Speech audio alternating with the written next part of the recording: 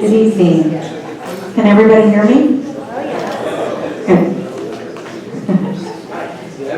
I'm Deborah Alston. I'm the president of Santa Cruz Neighbors, and I have a couple other board members to introduce.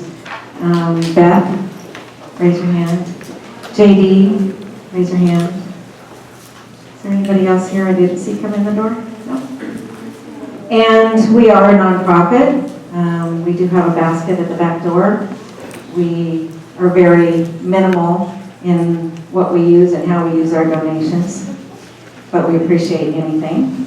It always helps. And I thank you all for being here. Tonight we have our Chief of Police, Andy Mills. We have our Public Works Director, Mark Dettle. And we have our City Attorney, Tony Condati. And they will be able to answer your questions.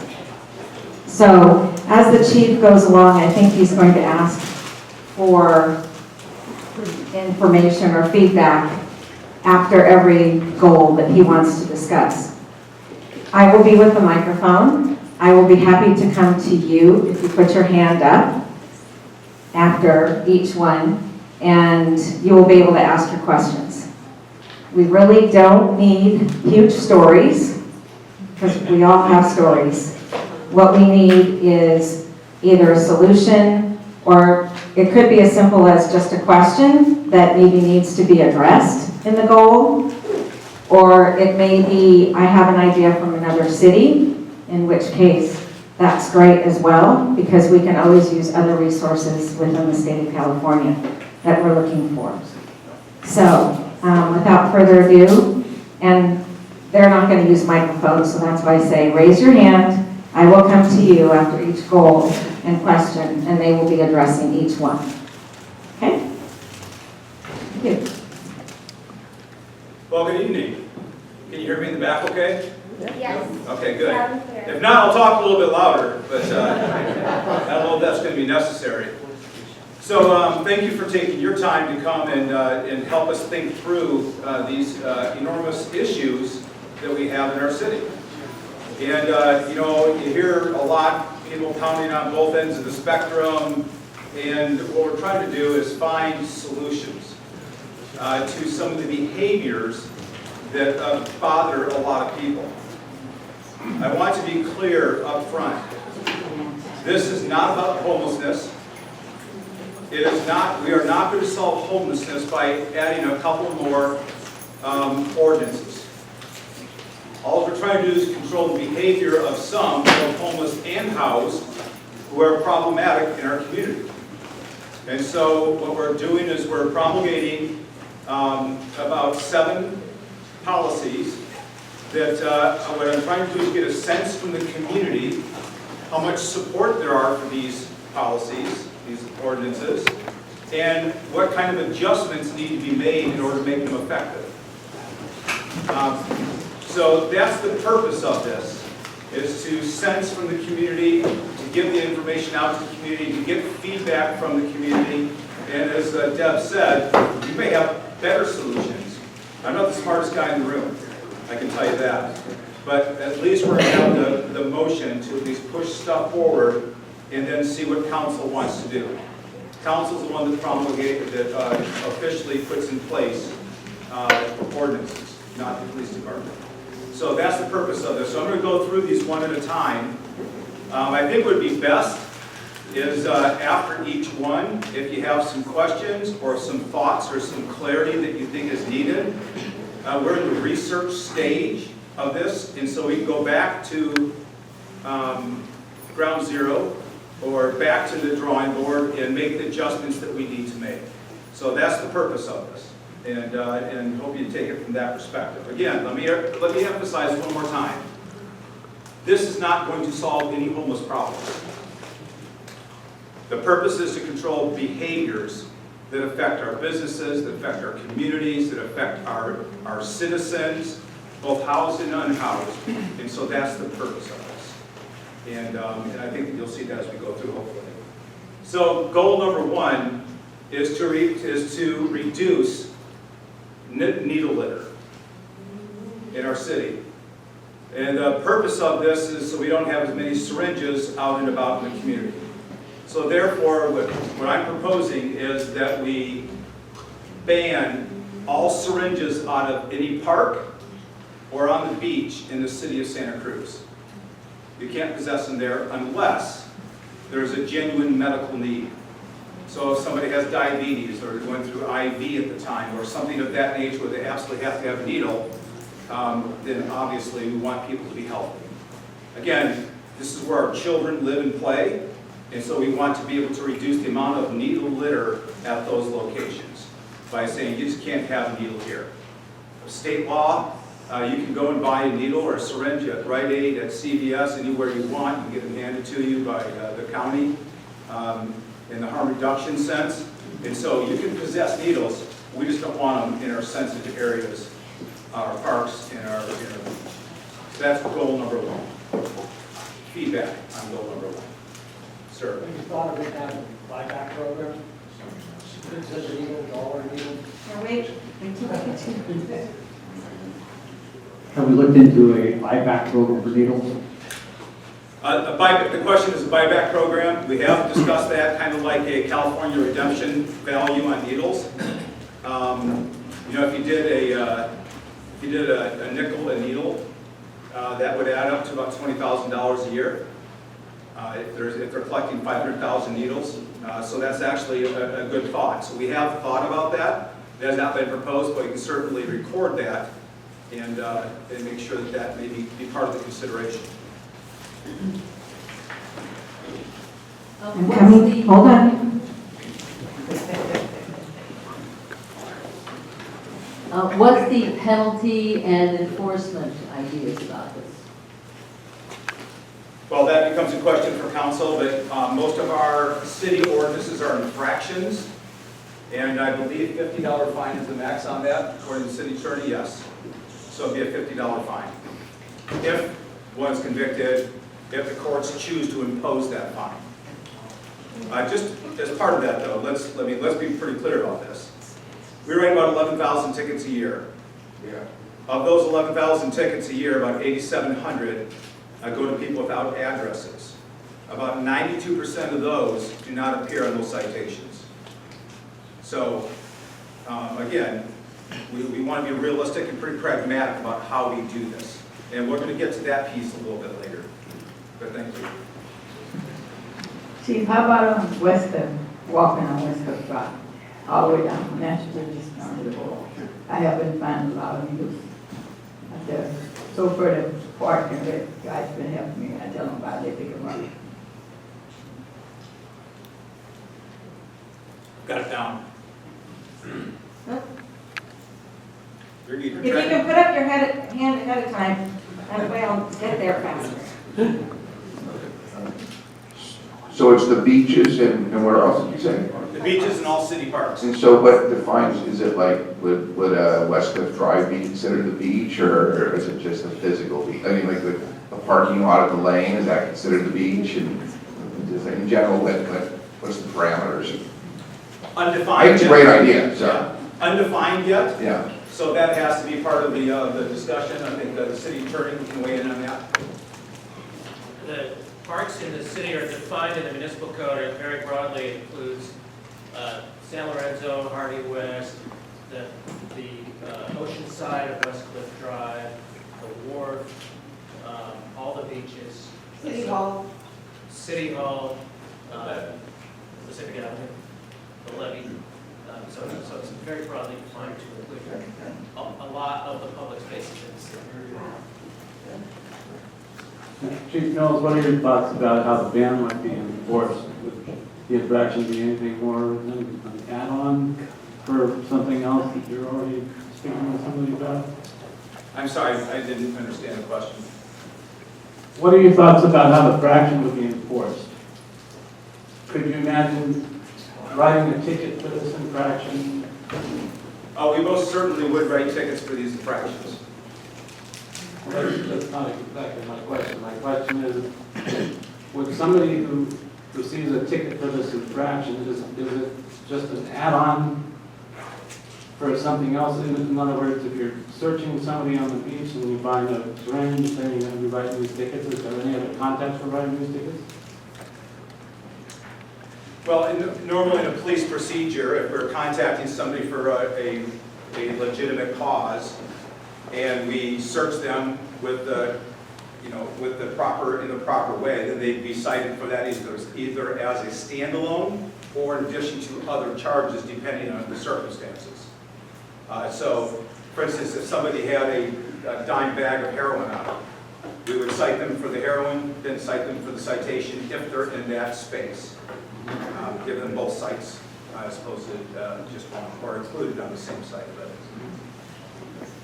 What about the areas associated with Lighthouse Field, which is state land? Is that under the jurisdiction of this as well? The parking lots, the little food court there where the restrooms are? Okay, I think that you had the key word, which is state land. We cannot impose our will on state land. I think Rabbi had a question too. So, how are you going to connect the needle with necessarily a person? In other words, is the infraction only because you see someone with a needle? And how are you going to publicize this? So those are two good questions. One is we'd have to have the person in possession of that needle. So if there's a needle on the ground and you and I happen to be standing there having a cup of coffee together, that's not our possession. It has to be in their physical possession. Now, if I'm walking up and I see you throw it on the ground, it's still your needle. So you would get a cite for that, plus probably a cite for litter on top of it. How we would publicize this is a variety of ways. One, the council process. Two, is going to have a 30-day, if it were approved by council, it would be 30 days before we could actually enact it and then market it as widely and as broadly as we can to people everywhere that you cannot possess a needle in the park or on the beach. And half of this problem-solving effort is being able to educate people. And so we certainly would want to do that ahead of time as much as possible. Yeah, is this ordinance modeled on any other community's ordinance? And if so, was there any research done that showed that this was an effective policing strategy? It is not modeled on any other city's ordinance that we're aware of.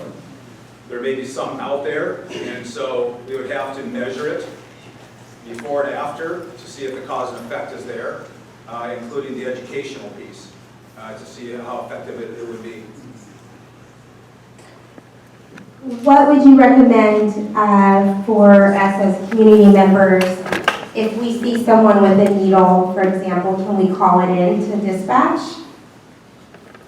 You can call it into dispatch, and that would give us enough cause to contact the person. And then depending on what we find once we're there, the officer would have to assess whether or not there's enough legal reason to ask them or to search for that needle. And I'd rather not get inundated with calls. Right. This will be more of a proactive thing where we're out there in the sensitive areas, whether at quads on the beach during the summer, when the junior lifeguards are there, on the levee. That's when we're most likely to come across this. I was walking down the levee not too long ago and saw a guy with a needle in his arm. I feel sorry for the guy that is addicted. At the same time, that's not the place that we need needles. Right. So, okay, I don't want to get too hung up on this. We've got 8 more to go. Last one. Last one. Yes. Well, the rabbi raised an interesting question, which is how you associate a needle with a person. Maybe this is overly simplistic thinking, but we live in an age of barcode and microchips. Why is it not possible during the issuing of needles to somebody who's a user to have a barcode associated with them so that they have to return that precise amount and individual syringe, or they are accountable for it if it's found elsewhere? I thought you were going to put a tin foil hat on first. You talked about barcoding. That's actually a great idea. If we're going to hand out needles to people, put a barcode on it. Well, responsibility is the issue, right? Right. That's what we're trying to get to. Totally. That's a great idea, thank you. And that might be a step above my pay grade. However, I do think that that is a potential solution to eliminate needle litter everywhere, not just in one location. So good, thank you so much. I got a couple good notes off of this, so thank you for your input on that. Tony, anything else you want to add on this? On the needle issue, I think that it would entail really fundamentally changing the way hypodermic needles are distributed in the community today, including by the county health department, because I don't believe that they have any process or even a mechanism for tracking the needle from the time that it's distributed to the time that it's hopefully turned back in or exchanged. So great suggestion, but I think we're a long way from having a viable process for implementing something like that at this point. How about bringing back the needle exchange? We'll go to the next goal, and if we have time at the end, we can come back, so save your question. Just write them down, and I can certainly talk to people afterwards. Yes, thank you. Say goal number 2 is expand the public park boundaries throughout downtown Santa Cruz, allowing greater control and regulation of repeated nuisance crimes. So the thought process was, and I wrote from 900 to 1500, but others have emailed me since and said, please make it the entire Pacific Avenue. This becomes complex. I checked with Lee Butler, our planning director and economic development is Bonnie Lipscomb. And so one of the things we're researching is how will this affect development in the downtown area? If it's considered a park, can you actually build now in a park? So we're doing some more research into that, and we want to make sure that if we're going to do this, we can get it correctly. So the whole idea behind this is when we're in a park and you committed a public offense of some kind, such as litter, possession of a needle in the park, whatever, we can say, okay, because you've done this, you cannot come back to this park for 24 hours. Oh, then it can be expanded to 72 hours. And then it starts over again. So it's a temporary way of keeping people out of these places who are becoming problematic. That's the purpose behind this expansion of the ordinance. Now, evidently, it's already designated as a park. Is that correct, Tony? Pacific Avenue is included in the list of parks that are identified in the municipal code. It's chapter 13.04 of the municipal code. Lists all of the different parks. And Pacific Avenue is identified as a park in the code as well. So, just think of all the reasons behind this and all the difficulties. So one of the difficulties is if the police tell you you can't come downtown for a 24-hour period, well, you can't shop downtown either. So we're concerned about that. What about people coming out of the clubs and smoking downtown? Do we say, okay, you can't come back down here for 24, 72 hours, and all of a sudden, businesses don't have customers? So there's a variety of complexities here that we're taking a look at and studying to make sure that we have the legal right to do this and that it won't significantly adversely affect the businesses. So what has to weigh are the behaviors that are associated with this, outweighing the business impact, the potential business impact. I can just give you an example. Bernie Escalante is sitting in the back of the room. His NPT team arrested one gentleman down there 100+ times, sitting on a bench every day, urinating, defecating, throwing up, leaving beer bottles, food all over the place. Took him to jail, and every time we took him to jail, we wound up having to take him to the hospital to get cleared. So it was an enormous time and expense to everybody. As part of the FIT program that we participate in with the sheriff's office, he went to jail. The courts gave him an ultimatum: rehabilitation or jail. He chose jail for a short period of time, then wound up choosing rehabilitation halfway through his sentence. Long story short, I don't think I've seen him in 6 months. So there's just an anecdotal story of how this could work. Is we have to get a little bit tougher with some of these folks by saying that we're not going to permit this in our downtown area. It's the economic engine of the city we need to protect it. And so that's the process behind it. Questions?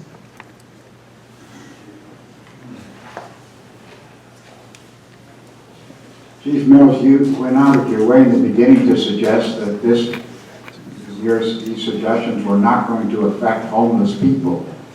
A lot of homeless people are on Pacific Avenue. And inasmuch as this city, as far as I know, still has a ban against sleeping, would this suggestion not impact on the ability of people without shelter to sleep on Pacific?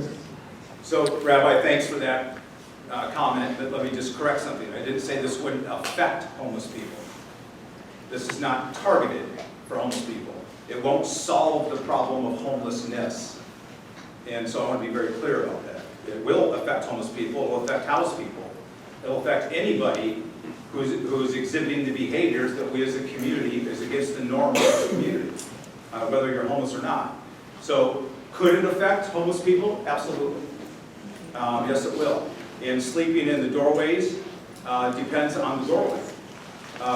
Many of the businesses have letters of authority or letters of agency on file that they don't want people sleeping in their doorway.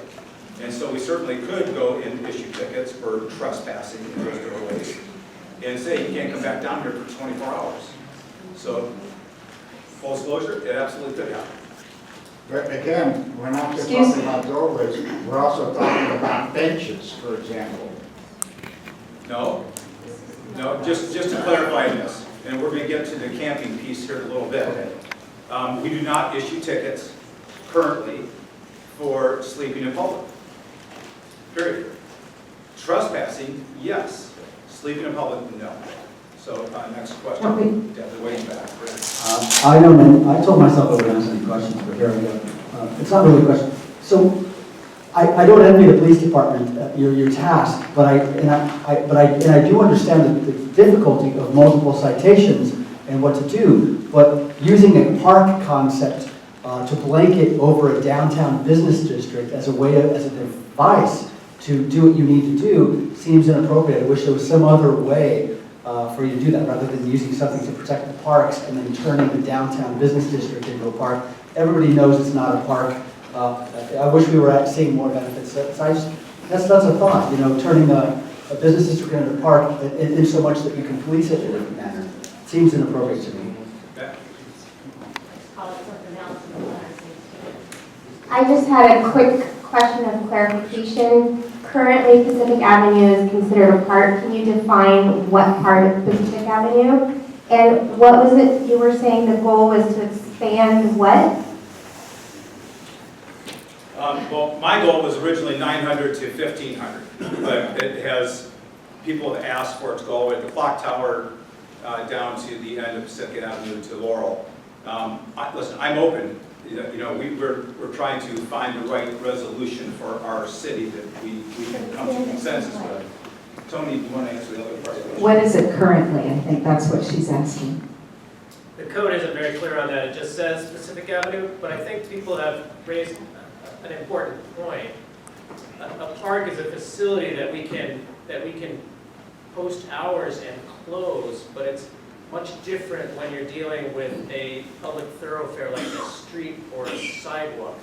And so while we could establish rules that prohibit people from going downtown at certain hours of the day, we have a couple problems with that. One is that some people are legitimately just using the street at odd hours, like people who are making deliveries or insomniacs or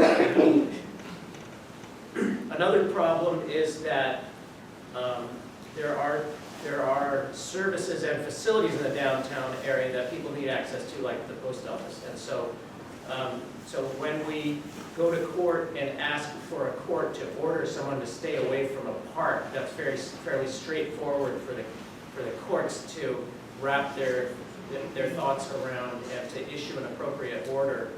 But if it's for the downtown area, then the courts take into consideration, does that person need to go to an appointment, to a medical appointment, to the post office, to use any other public services or facilities in the downtown, like the Social Security office. So it's more complicated when you deal with an area that is encompassing city streets and sidewalks.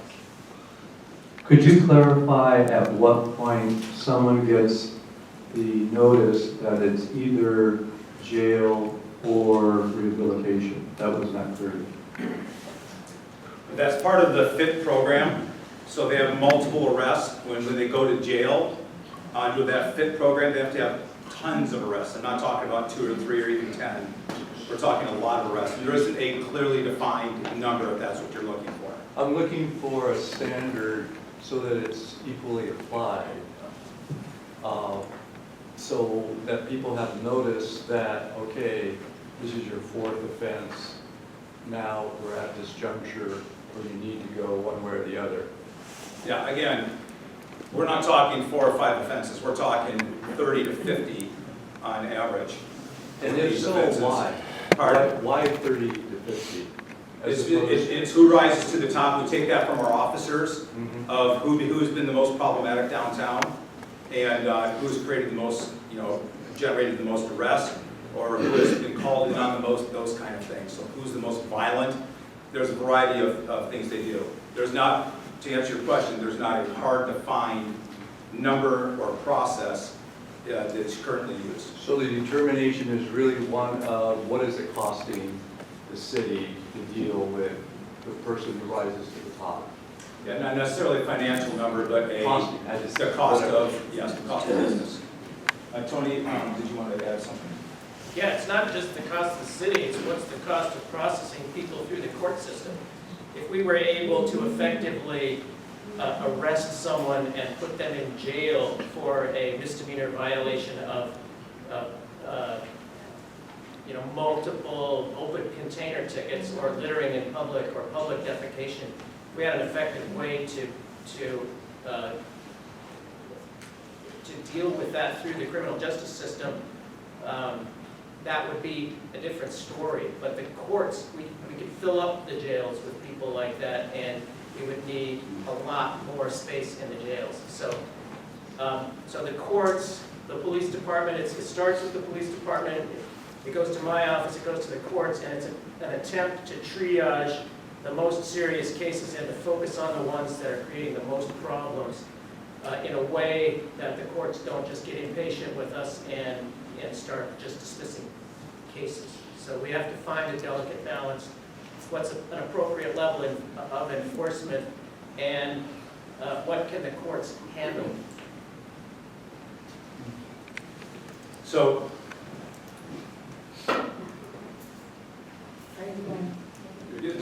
track me down there. Last question on this one then. Making it into a park, what's the difference in enforceability or rules? Like I heard you say the 24 or 48 hour stay away, that's just an officer deciding that didn't go to court as a stay away. But what else does making it a park do? That's the primary thing that we're after, is the ability to tell people you can't come down here for 24 hours. Because that helps regulate the behavior. If they really want to be down there, that helps regulate the behavior. Now, permanent stay orders go through Tony's office. This is just an effort for us to control behavior for a short period of time. And I forgot to make an announcement early on, through those double doors if you need a restroom. Okay, sorry for the interruption. Go ahead. I just want to ask a question about vendors. About what? Vendors.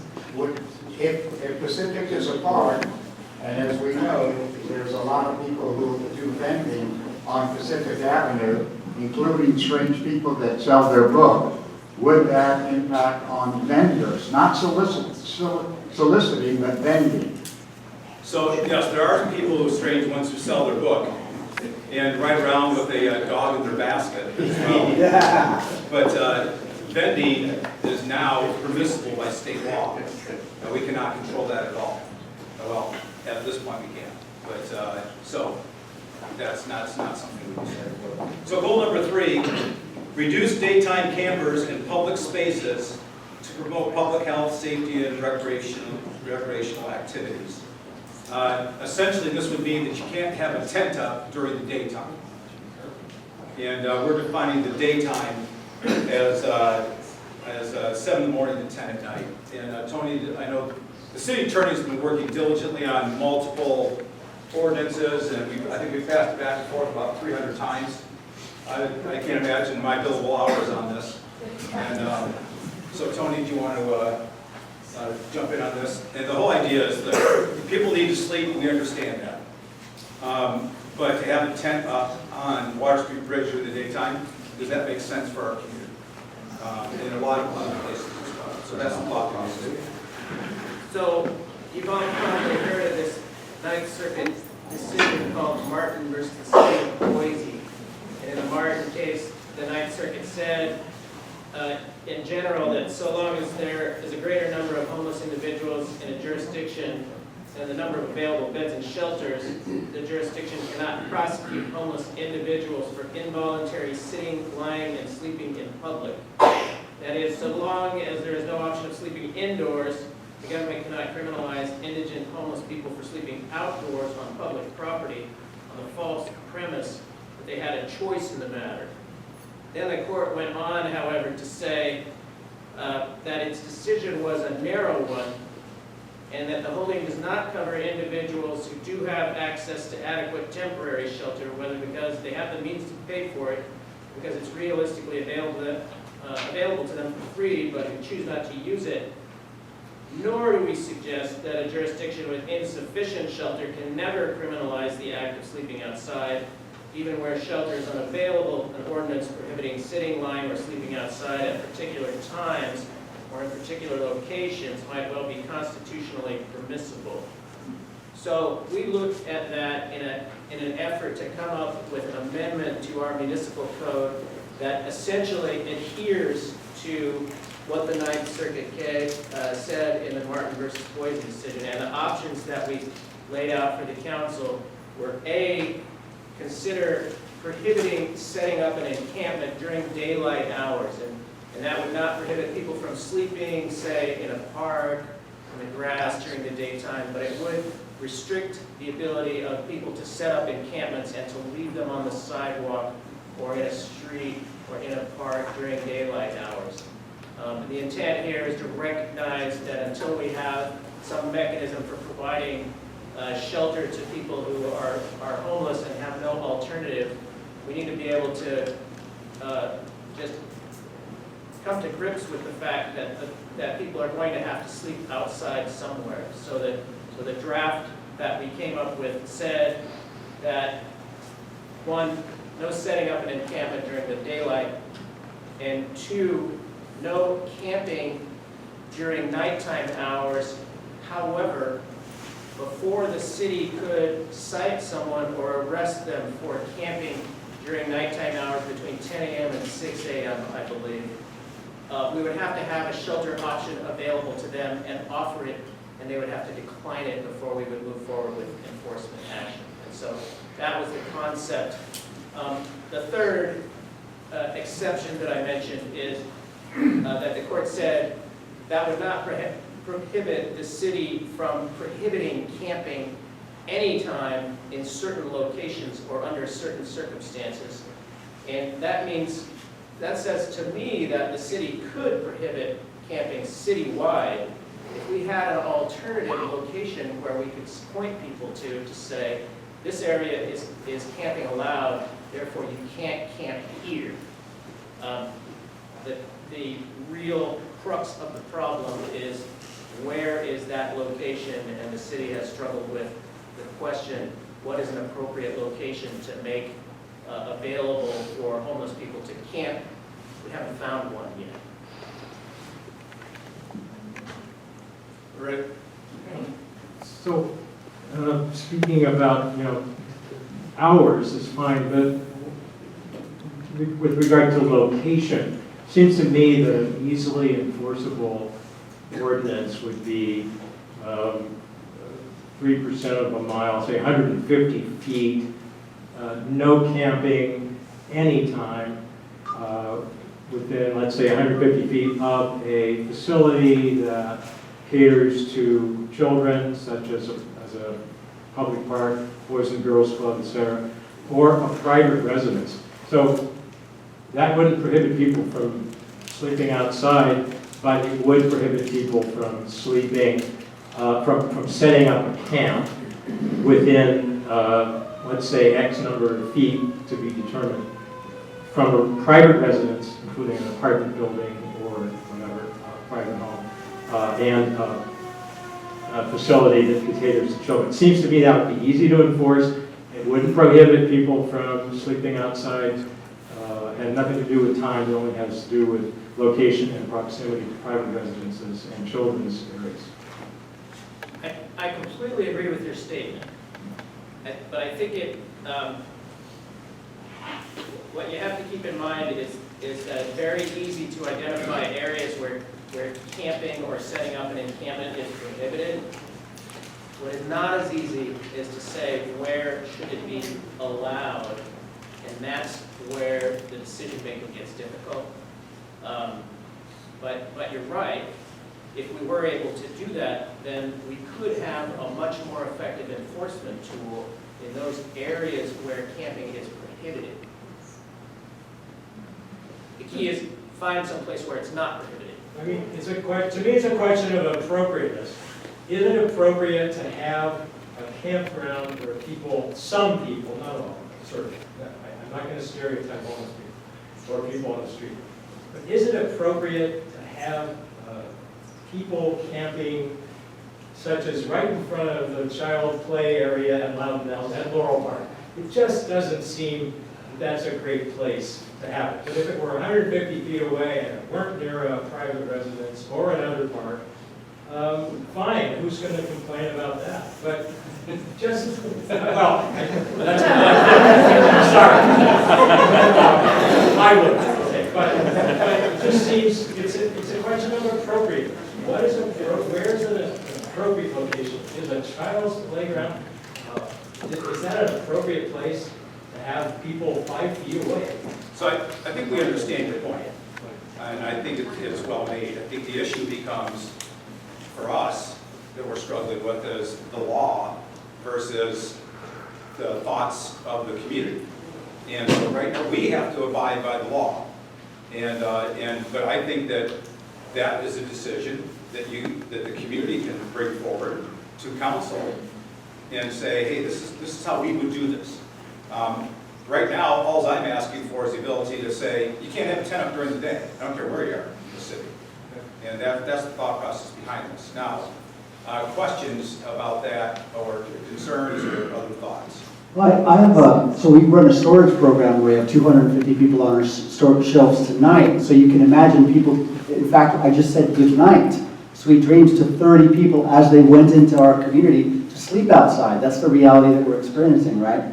The question is, how do we do this in the most responsible way? People are picking up their blanket in their tent as they head out. And so we're trying to do it in the most responsible way possible. Would it be appropriate that people would check their tents in the morning, check them out at night? What we do is, please don't challenge the business district or residential or tourist areas. Don't block sidewalks. Find a little city space that's off the beaten path and keep it clean. We would have never had this conversation last year. It's kind of a miracle, right? We haven't chosen transitional encampments or safe sleeping zones in this community, so our entire city is a de facto camping area overnight.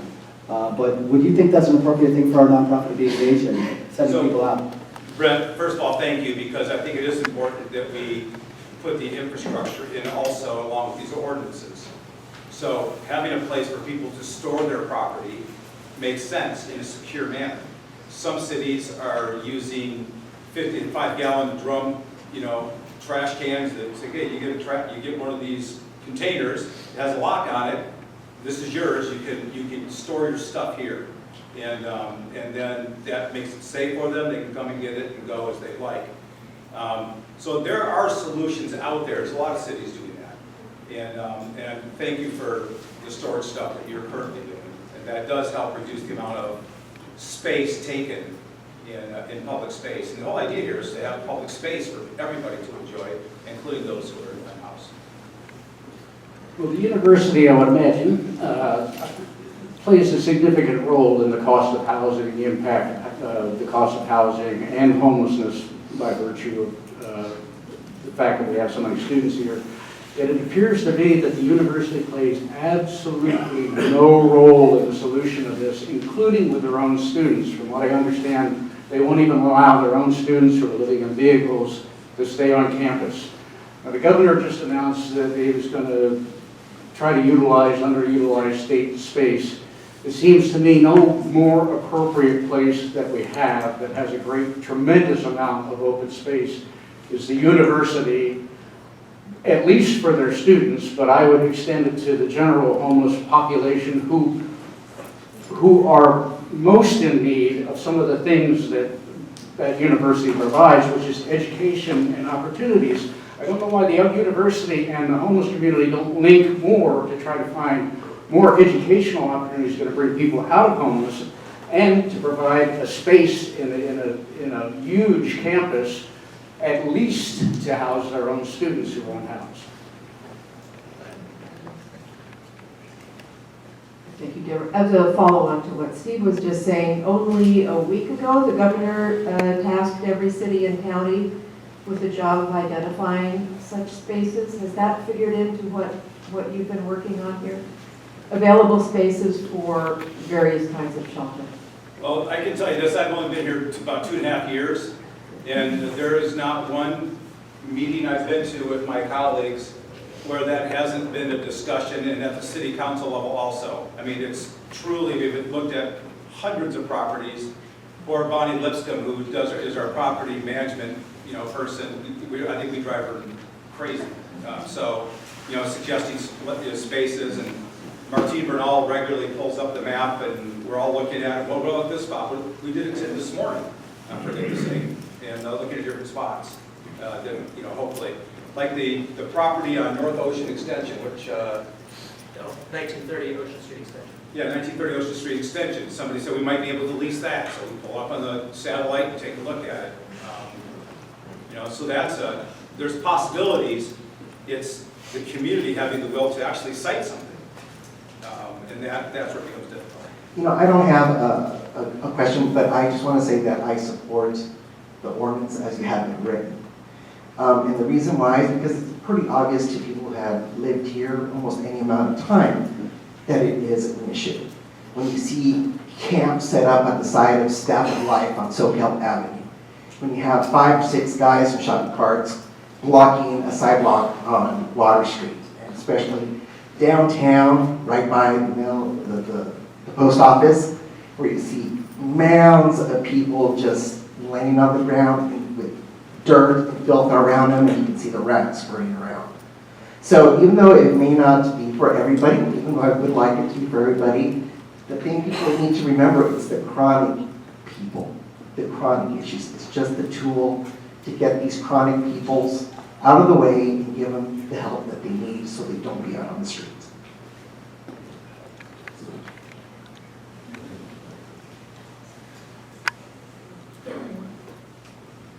Hi, I live on Washington Street, just a few doors down from the encampment on Washington Street next to Laurel Park. It's been there for a couple months. My question is about enforcement, because it would be, you're talking about an ordinance for no tents. Well, this is a well-established encampment that 100% blocks the sidewalk. That's illegal today. But I don't know, and I saw a few officers out there one day talking to them. I know the center is trying to deal with it. They hired a security guard. But they're in violation by blocking the sidewalk. And it doesn't seem like there's a good way to enforce that. So I'll answer this one, but I don't want to get into specific problems because we'll be here all night. So Washington Street is a problem. Our officers are over there on a regular basis, talking to people and citing them. We are the ones that hire the security guard for Park and Rec, just to try and give them a little bit of more space. And this is part of the problem. Until we cite something, a place for them to be, it's pretty difficult to say you got to get up and go. So we're going to have some other solutions later to give us a little bit more teeth into what we're doing. But those folks have been cited multiple times. And They just put away and then they move back. well, yeah. So they do that on Coral Street. They do that on Washington. They do it by the post office. They do it again, we can go to 19,000 places in the city where this is taking place on a daily basis. I recognize that it's frustrating for people. That's why we're trying to push this forward. Gentleman in the back with the pink shirt has his hand up for a while. You want to so, before you do that, Okay. I would just like to follow up on this person's comment. You're right that people who are camping on Washington Street right now are doing it in violation of our existing camping ordinance. The problem is that we can't enforce it. So what we're proposing is, rather than a blanket prohibition on camping, for instance, I mean, a person sleeping on the sidewalk in the middle of the night might be causing a problem for someone, but it's not a huge problem. What is a big problem is when people set up, sleep there at night, and then leave their junk and their tent and their belongings and debris for days on end. What we're trying to do is narrow the focus to the nuisance aspects of that behavior. So if a person were to sleep on Washington Street on the sidewalk at night but had to pick up and move their belongings in the morning, it would still be a problem, but it wouldn't be as much of a problem. So that's why we're trying to narrow the focus with a set of targeted regulations that allow us to deal with the nuisance conditions, not necessarily just the sleeping, which is something that's going to happen as long as we have more homeless people in this city than we have shelter spaces to provide them. Quite So I have an opportunity here. These are our two interns that are chosen by the chancellor. This is Devon and this is Sunny. And they meet with us at the beginning of the year and they work on projects and to help the community and the university understand or come together on certain issues. So they come to all of our meetings and they're referring to Rochelle to make her statement. This is Rochelle Naroyan, who is also in community relations at the university. Thank you, Debbie. So I just want to say real quickly, somebody mentioned housing. When we have a student who's living in a car, we get them help. We try to get them out of their car and into real housing. We don't allow students to park on campus in their car and live in their car because that is not an ideal situation. It's not healthy, and we don't have facilities for students to be able to do that and ensure their security. So we do look for housing for these folks, as we think that that's a better solution than just allowing people to park in their cars on campus. We also have a situation too where people will, if we allow students to park in their car, even if they could afford rent, maybe they would park in their car. So that's something that we really want to address because we think the standard should remain that people shouldn't live in their cars. Okay, should we move on? Oh, we have one more. Last question. Me too. Or last comment. I also live on Washington Street and use the Loud Nelson Center and the encampment because of the amount of stuff that they have. There's a person there with a double mattress and a chest of drawers and almost donated my lamps, but it seems like the amount of stuff just keeps accumulating and gets bigger and bigger, which is now taking over the whole sidewalk. So if I was to call and complain that I couldn't get through there, and you went over to the encampment, would you have already checked across the street at the Salvation Army Warming Center to see if they had space before you issue a ticket to them? Or what is the procedure there? So the procedure is we check as best we can to see if there's space available. We're working on an app so that the officers in the field can pull up immediately and then say there's space available right now. Are you willing to go? Yes, I am. Great. Let's get your stuff and go and get them out of there. Bernie Escalante is taking notes in the back and we'll continue to try to address Washington Street as much as we can. But let me comment on one thing you said about chest of drawers and a double mattress and so forth. Wow.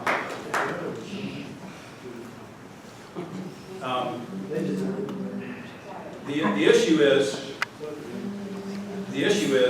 a lot of residents put this on the sidewalk for people to take. Thank you. And that's not healthy for the community because what winds up happening is Mr. Dettle's people have to go and pick it up. Mark, do you want to address that at all? Yeah, definitely.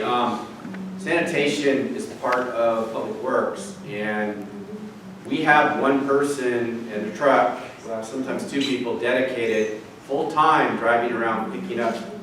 People think they leave a sofa or debris on the sidewalk with a free sign. If we can get to it, we'll pick it up, but a lot of times it ends up in these homeless camps, and then we go and have to help pick it up after there too. So you're not helping your neighbors or yourself by that. There are online, there are online services that you can put free, and you can make an arrangement. If you want to give it away, that's a great thing because it doesn't go in the landfill. But don't just leave it on the sidewalk with a free sign. It just compounds the problem, and you'll see that sofa move around your neighborhood or someone else's neighborhood. I saw one just recently that was down by Broadway, and that wound up in the river. And so that's the kind of stuff we just, it's just unhealthy all the way around. Okay, goal number 4, let's keep moving because I'm an hour right now and long meetings. Reduce bike theft in chop shops. The idea is to create an ordinance that prohibits the tearing down of bicycles, more than one bike at a time, in public space. It doesn't affect private space, doesn't affect your front yard, it's public space only. And we've all seen this and we see it on a regular basis where there's 20, 30 bikes at a time. And we regularly go and contact those folks and take a look at it and run the serial numbers on the bikes to see if they're stolen. If they're stolen, then we arrest people for possession of stolen property. But not a lot of people register their bikes. And so we try very hard. Janini is back here, and how many bikes have you guys registered in just the last couple of months? About 275. Yeah. So we're really making some efforts with our volunteer program, and you can sign up to be a volunteer and help register bikes, to register as many bicycles as we can, because that gives us the advantage when we're dealing with this. So the idea, again, is to stop the environmental degradation by people spray painting bikes in open space, by tearing them down, leaving parts all over the place, and go from there. So, your thoughts on that? So for clarification, so if someone is riding down the street with a couple of bikes, that's not what you're looking for. They're at a park and you can see 3, 4 bikes all in pieces. That's what it is, right? Correct. A week ago I was walking down to City Hall, and a person was walking across the street with 2 bicycles, and I said, "Hey," because it's not kind of uncommon to, for a person to have 2 bikes. So what are you doing? And they said, "Oh, this was free." I'm like, "Oh yeah, right." Well, I look over, and there's 3 more bikes with little signs on them that says "free, take one." And the person was 100% accurate that was a free bicycle. So again, the same story, just you there. So we want to be very careful that it's not people with just possession of 2 bikes, because a lot of people have possessions of bikes. But what we're talking about is the tearing down and chopping up and remodeling of bikes in a public space. You're changing a tire, changing your brakes, changing chain, obviously no problem. That can and is done when all of us ride bikes and we have flat and take it off and do all that. But thoughts or questions on that? I have a suggestion on the registration program. It's great that we do the registration, but if you remember back in the 70s, chop shops were one of the major ways that the mafia made money. And the reaction to that was that not only put a serial number on the major components like an engine, a transmission, but actually have that information stamped on every body panel so somebody couldn't take apart. So another suggestion, another tinfoil hat kind of suggestion would be to have more than one, all have them bear the same number, but have more than one emblem so you could put it on the major components like the wheels, like the seat, like the handlebars, so they would all have to match. So thank you. We're also looking at other technology, and that's a great suggestion, including it's called smart water or DNA water. So you can spray it on your bike and you can look at it under a black light and get the who that bike belongs to. So there's a variety of technologies out there that can allow us to do that. It's invisible, so you can ride your bike and you don't have purpose striping all over it. We also looked at The person would have to pick up, who does a lot of picking up bikes, by the way, is Public Works. And we also, so this impacts a lot of things, including storage. If you want to say something, Mark. Yeah, I mean, one thing you can do when you take your bike downtown, make sure you lock it properly. If you leave one of your tires unlocked, it may not be there when you get back. We do have a bike locker program, which is really effective it's 5 cents an hour. It's very safe if you want to use it, you want to put your bike in a bike locker. That's the safest way. But we hear hundreds of stories where somebody says, oh, I just left my bike for 5 minutes and go to the store and it came out and it's gone. It will. If you leave your bike out overnight, part of it will be gone. It'll just come apart. So it's a real problem in this community, the bike theft. It's huge. And we really promote safe bicycle transportation, so that has to go hand in hand. So we have some information on our website as far as proper how to lock your bike and that type of thing. But a good lock, safe bike. And the volunteers also got a presentation on a dot program. And this dot is like so itty bitty, but it has a unique number on it. And you can get like 20 dots. So you could put them all over your bike. Is there any outreach to the bicycle businesses to ask them to, when somebody's buying it, to actually get the serial number? So registration at the point of sale is the most effective way we have of getting all new bikes registered. Yeah. And the problem is that there's a lot of turnover in salespeople at bicycle shops, so we're having to increase the amount of times that the volunteers go to bike shops and offer training to the current sales staff. But yes, that's a program, and if you were to buy a bike today, at any one of our major bike shops, you would get a chance to register your bike right there. Theoretically. Okay. Theoretically. So are we ready to move on? Yeah. Okay, great, thank you. Goal 5, reduce overnight vehicles and other vehicles on West Cliff Drive. Including those campus West Cliff Drive. Community out there put in a Verizon camera and measured the time people are parking in the spots on West Cliff Drive over a year's period of time. Hundreds of thousands of transactions, and through artificial intelligence, we're able to determine the optimal amount of time one can stay there and still enjoy the scenery and surf and all that kind of thing, but as well as freedom so everybody can use it and reduce the amount of problems associated with long-term parking. I think the experience is the longer people stay and drink and smoke and all that kind of thing, the problems escalate. So I really want to thank those community members for doing that. Al back here is one of them. And so it gave us a pretty good insight on what's going on. What we found is that 95% of people park for 2 hours or less. 6% of all parking events consume 31% of parking spaces. So, trail principle, small amount of numbers create the biggest amount of usage. So that's to do that. Parking is actually Public Works, so I wanted Director Dettle to address that. Yeah, it was an interesting experiment actually. We actually monitored 18 spots parking off the Cal's steps. And we could monitor them 24/7. Digitally, the data was collected, analyzed, and we could see availability, you could see types of vehicles, and even the technology allowed us to monitor the traffic that went by that, as well as the bicycle and pedestrian traffic on the path. So we didn't have pictures of people, but we had actual monitoring numbers. So you can see turning movements, people turning into the parking and exiting the parking. So we took this data and it enabled us to look at kind of durations of parking and like Chief Mills talked about, majority of the parkers, 85% were under 2 hours. So we can look at that data and say, do we need parking limits on that time, on that section of parking to help encourage turnover and free that parking up for more visitors as they come through.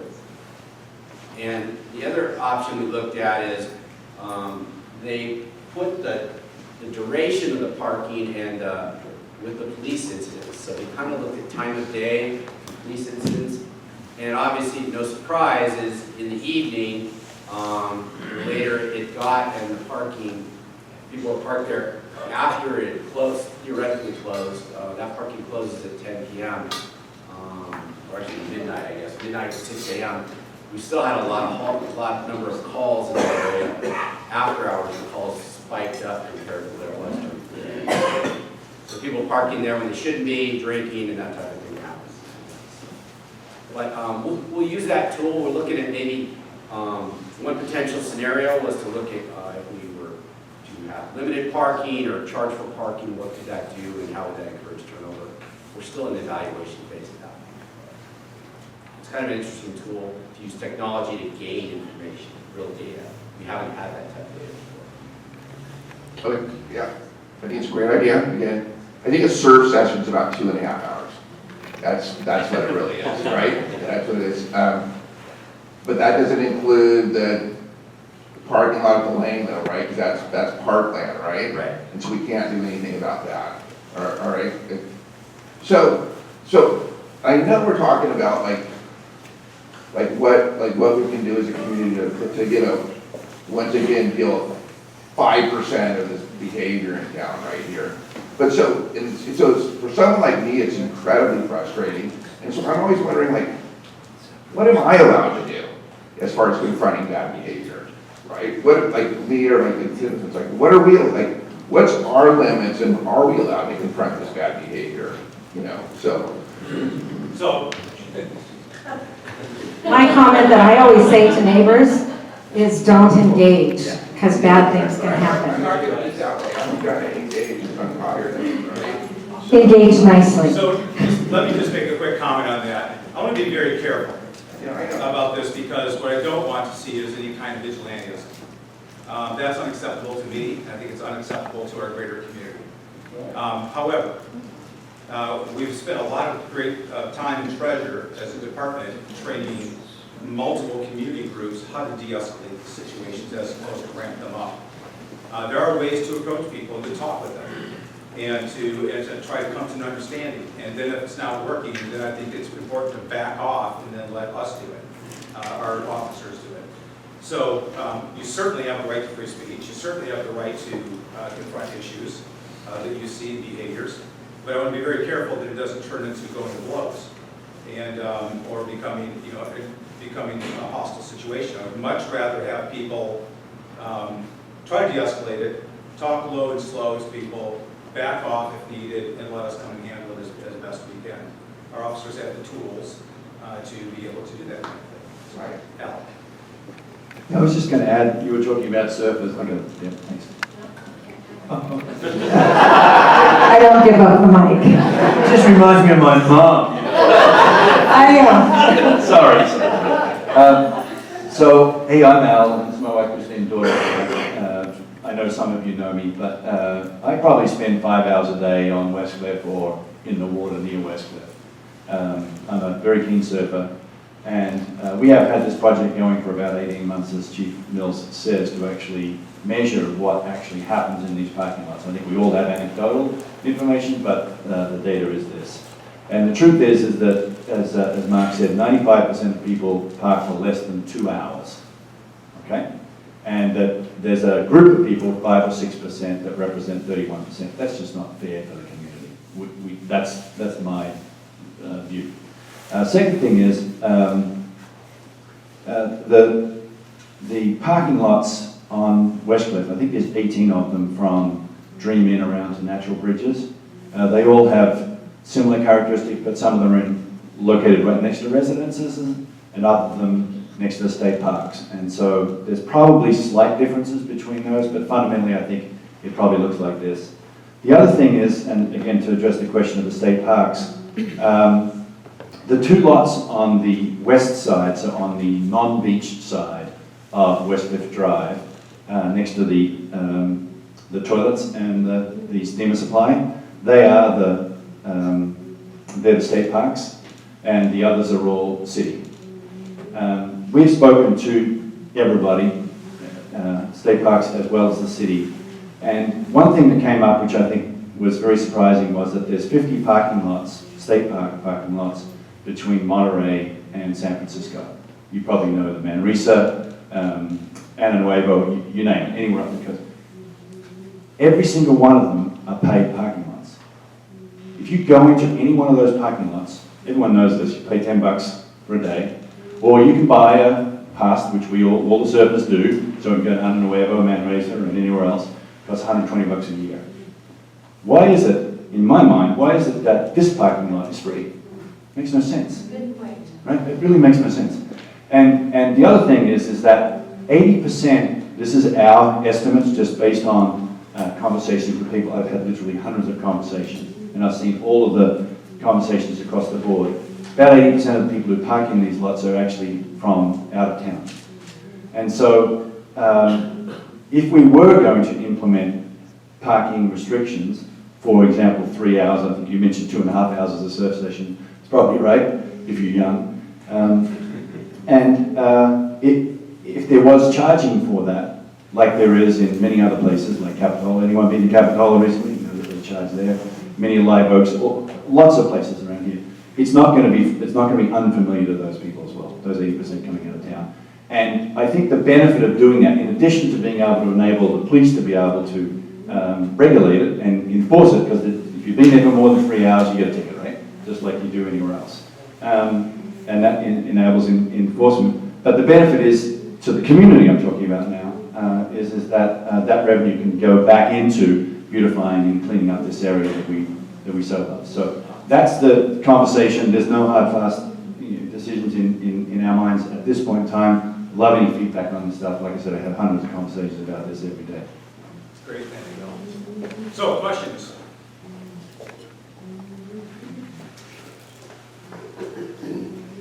You were saying tickets, but we all know that the crime of having a parking ticket and the price of paying a parking ticket is way beyond the crime.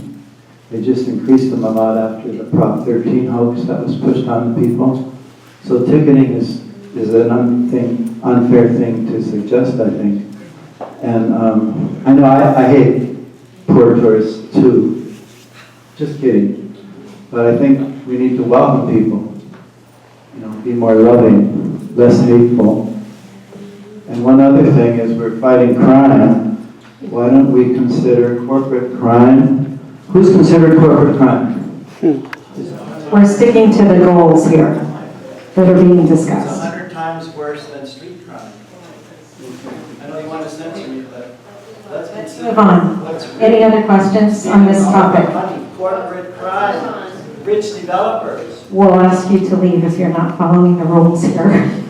Okay, any other questions? Okay. Last question on this topic.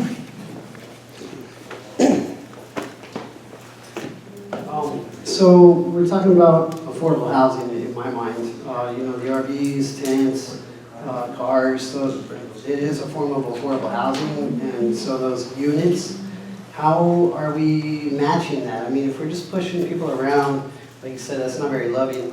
I actually have another approach. My name's Wes, I'm with the homeless union, and so I advocate for homeless. And basically, like we were talking about behavior, I'd be looking for organized space. I mean, you don't want to see blanket of trash, and that's one of the biggest issues. And you don't want people committing crime. That's certainly a huge issue. That'll be a lot more easy if I'm a teacher, so I'm used to assigned seats. I don't know, especially if I'm subbing.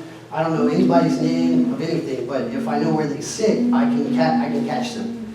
And the same thing with people. It's a range of affordable housing. It may not be brick and mortar, but it is affordable housing. And how are we going to respect these people? Because I know a lot of people who work, and the 10 to 7 thing is not going to work because there's not enough time, from setting up to picking it all up and still be within that window. And, sleep on top of that, on top of the stress of what am I going to do with all my stuff during the day? We just need to allow people to be somewhere. And what I hear from everything so far is how to black out the checkerboard and leave them no place to be, and maybe a concentration camp somewhere outside of city limits. And I'm not sure that's a productive way to go, but this is certainly the pattern you've been doing, so I can see why you continue to do it this way. Can they go to KOA? Because that's a camp for RVs and things like that. So we can always tell them to go to KOA. There's a whole list of camp spaces. And do you want to address safe spaces? Well, we're in favor of having safe space for people to be. I know that the narrative or the mantra is, trying to black out the boards and nobody can stay anywhere in town. It's just not the case. I mean, we've really worked ourselves to bones trying to find spaces for people. And yes, the homeless union sued us and took us to federal court and lost. Yeah. So here we are. And now we're trying to push forward with solutions, including finding safe spaces for people, including my own front lot, where I have, 2 people who are living in their motorhomes at nighttime. And because we're trying to find solutions. And it's real easy to be cynical and say big bag of government, but that is just genuinely not the case. We can disagree on policy, and we do disagree on policy vehemently with one another sometimes. But we need to move the needle forward, even if it's incremental. So, all right. You have a lot of no, but hardly any yes. Excuse me? You have a lot of no and hardly any yes. People are not allowed to be anywhere, but you say there will be places for people to be. Okay, again, we're suggesting spots for people to go, including a yes of my own front lot. So I don't know where you're not seeing any, we're not giving any yeses. For 1,200 people, 800 people? It's better than 0, right? Yeah. So anyway, let's move forward. Goal 6, allow police to Slash generate, 90%. or to have greater discretion and diversion strategies to boost effectiveness.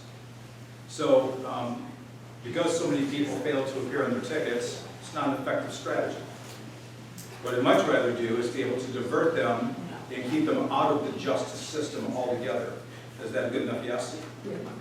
And the way of doing that is to give the officers discretion to be able to hold the ticket and say, Saturday, if you come and help us clean up a part of the city, let's do something positive for our city. We will not send this over to the city attorney's office for issuing. Whatever the ticket is. I don't care if you're housed or unhoused, that's not the point. It's the behavior again. So we'll hold this in abeyance. You come and help us clean up in the next Saturday or 2, and then we'll help facilitate that. I'll be out there with the broom myself with them. But the point is, let them do something positive for our community, and then give the officers discretion to do that. The second piece, however, is to allow the officers discretion to make some of these misdemeanors in the field, so that there can be physical custody for those who are recalcitrant. To give us the opportunity to, if somebody has been cited multiple times and is not going with the norm of our community, which are our ordinances, to give the officers in the field the authority to make the misdemeanor arrest rather than just the infractions. I'll get to you in a second. One city in the state, San Diego, is doing a program where if you fail to appear on your citations, they turn into warrants. They'll give you a place to stay for 30 days. If you stay there for 30 days, the warrants go away. In other words, it's a little bit of leverage to say, let us help you take care of these warrants so that you can stay someplace for 30 days, and when they're in that, do wraparound services. So these are the positive things that I think we can do to help reduce the amount of problems in our community.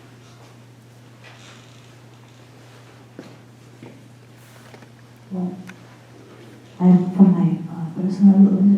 from my personal observation, the Santa Cruz police is the most respectful and yesful, positive that I've ever seen anywhere.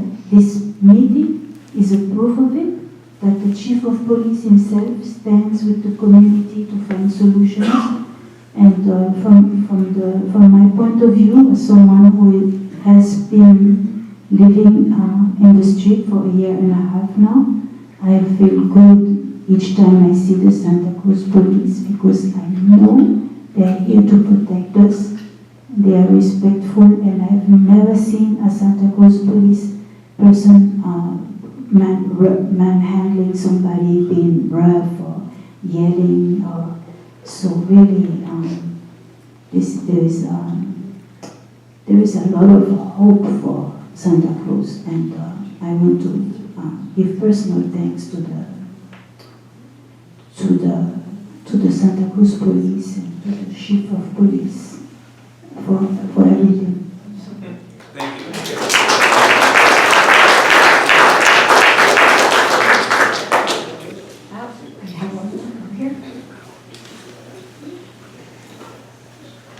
Is the officer discretion for misdemeanors, is that a blanket discretion for all citations that are infractions that could become misdemeanors, or is there a selection of ordinances for which that discretion would be applied to?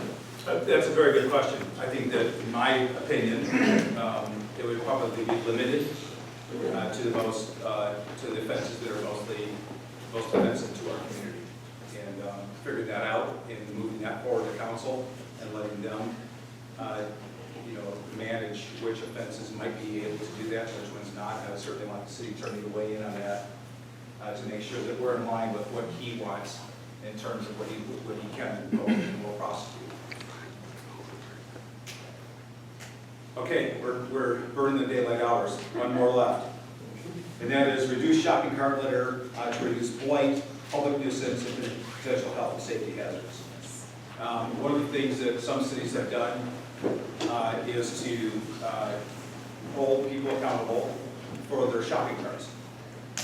There is already state law that says you cannot take a shopping cart from somebody and have it. That takes a police officer to write that citation. A ranger and CSO can't do it because it's a misdemeanor crime. So we can currently do that, but this goes beyond that. The idea is to tell these store owners that you are responsible for picking up your carts, and that if we have to pick them up, it's going to cost you in terms of us storing your cart for a period of time and us picking it up. It might be a good opportunity for somebody to have a business going around town picking up shopping carts.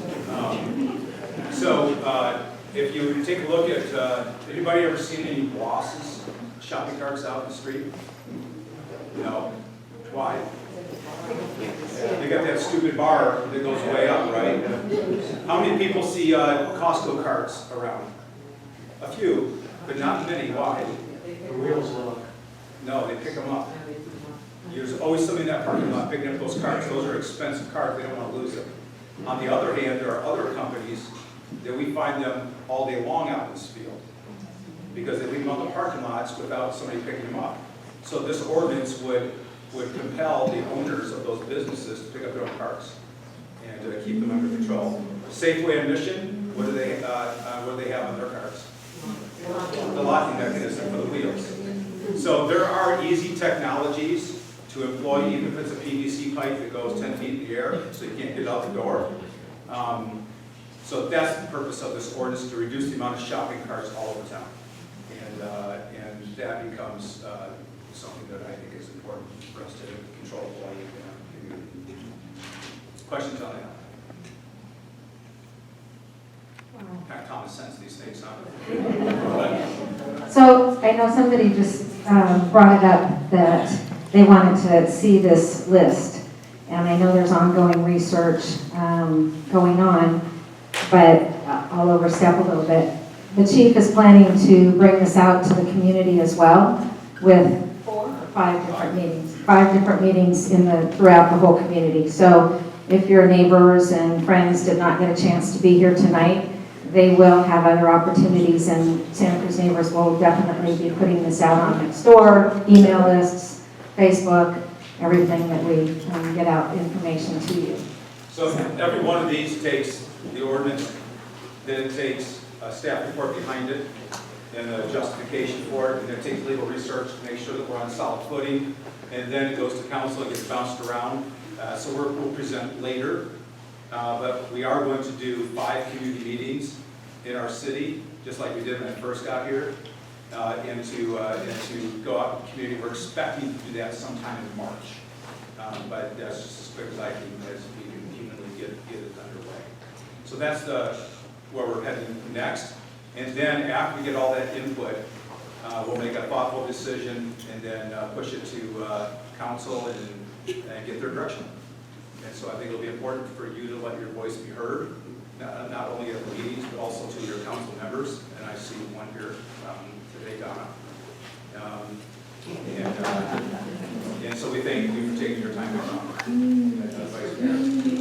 Okay, any last minute questions that did not get answered or comments? We have, My only question is, do you have a tentative timeframe in which to get a draft to the city council? You know, you're saying March, but are we talking 6 months, a year, or? Yes, I know government works that way, but I would much rather get it summertime, if not before, to council. But I have to make sure that zoning staff has the opportunity to really spend some time vetting this, so we make sure we do it correctly. My staff has to write it. Many of these, they're already writing some of them, and that means also our staff has to look at it as well. So it's complex, but yes, we want to push this forward sooner rather than later. and with some of these things, we can also look to other communities in the state of California, because that's sticking with state law. So any of you know specifically in other communities, it always helps to have that. You can email me that information or email the chief directly. amills@cityofsantacruz.com. Number 7. I fail to see the crime in somebody trying to keep their belongings with them when there are so few storage places and so few hours to even get your stuff out of the police department. It's not necessarily homeless people that are stealing from other homeless people. Eventually, homeless people lose all their stuff. I think that there's more of a crime in the hate of homeless people. I think we should all begin to love everybody a lot more and happy new vision. Thank you. One more back here. We still have. Hi, I thought that question 6 was great after the first 5, allowing legal enforcement officers greater strategies to keep recalcitrants consistent. And I'm wondering if, for example, in San Diego, the warrants for 30 days, the wraparound services, if that's available to see somewhere. That's my question. So that's a good question. Obviously, for us to do that, we have to have the county on board to do those wraparound services, since we don't have that in the city. That's not our swim lane. So we are working on that with the city manager's office to make sure that the county is ready to do those kind of things. So we can't do that portion of it until we have that back in place. But I could find and see what San Diego would do. It's online. Okay, thank you. Yeah, any municipal And codes I'll be for around. I'll stick around if anybody has questions or comments. any city, I think, with research that I've done throughout the state of California, has municipal codes posted under their city website. So I'm speaking for myself, but I'd like to think I'm speaking for a lot of us.